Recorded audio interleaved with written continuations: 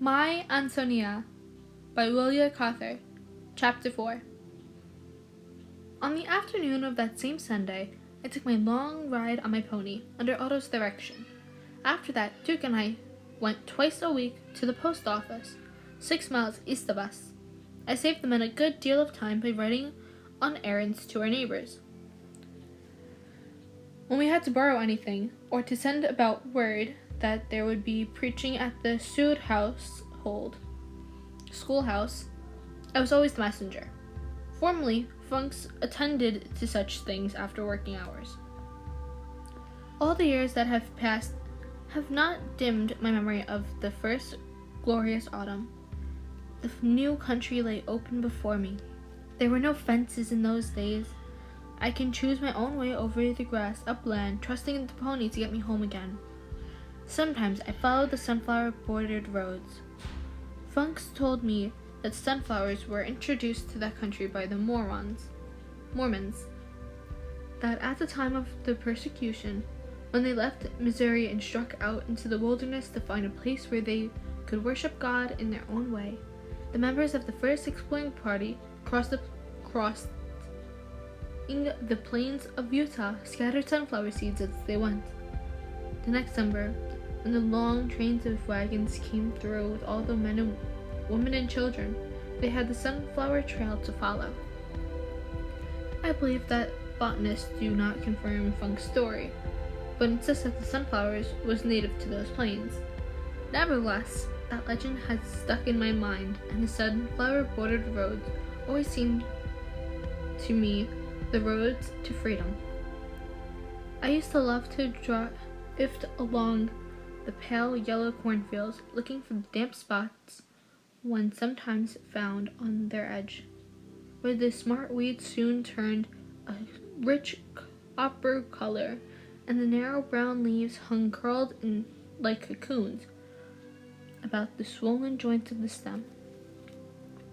Sometimes I went south to visit our German neighbors and admire their Kelter grove, or to see the big elm tree that grew out of a deep crack in the earth and a hawk's nest in the branches. Trees were so rare in that country, and they had to make such a hard fight to grow, that we used to feel anxious about them and visit them as if they were persons. It must have been the scarcity of detail that Tawny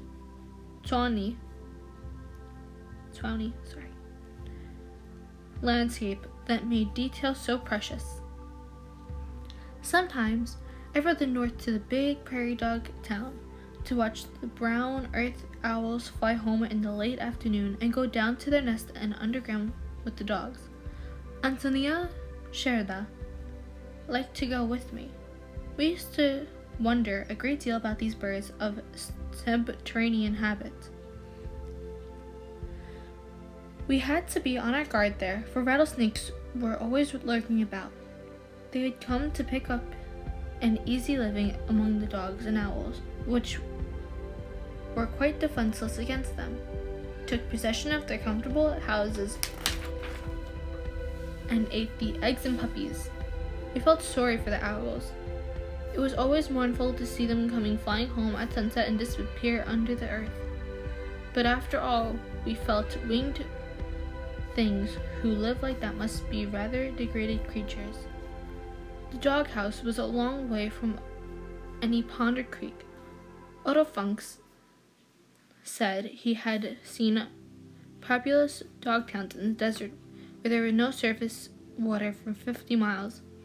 He insisted that some of the holes go down to water, nearly 200 feet, hereabouts.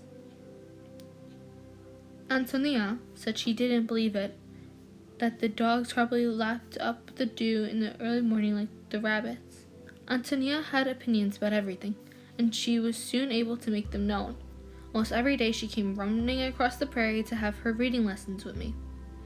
Miss Sherda grumbled, but realized it was important that one of the members of the family should learn English. When the lesson was over, we used to go up the watermelon patch behind the garden.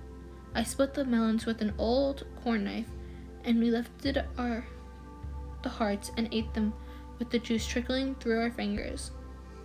The white Christmas melons we did not touch, but we watched them with curiosity. We were to be picked late, when the hard frost had set in, and put away for winter use. After weeks on the ocean, the Sherdas were famished for fruit.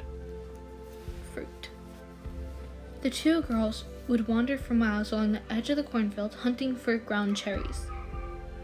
Ántonia loved to help her grandmother in the kitchen and to learn about cooking and housekeeping. She would stand beside her, watching her every move. We were willing to believe that Miss Sherda was a good housewife in her own country, but she managed poorly under new conditions. The conditions were bad enough, certainly. Remember how horrific we were at the sour, ashy gray bread she gave her family to eat. She mixed her dough, we discovered, in an old tin peck measure that Greg had used about the barn. When she took the paste out to bake it, she left smears of dough sticking to the sides of the measure, but the measure on the shelf itself above the stove, and let this residue ferment. The next time she made bread, she scraped this sour stuff down to the fresh bread to serve as yeast. During those first months, the Sherdads never went to town. Karska encouraged them in the belief that Blackhawk would somehow be mysterious. They would somehow be mysteriously separated from their money. They hated Karska, but they clinged to him because he was the only human being who could talk or from whom they can get information.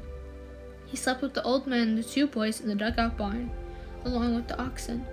They kept him in their hole and fed him for the same reason the prairie dogs and the brown owls housed the rattlesnakes, because they didn't know how to get rid of him.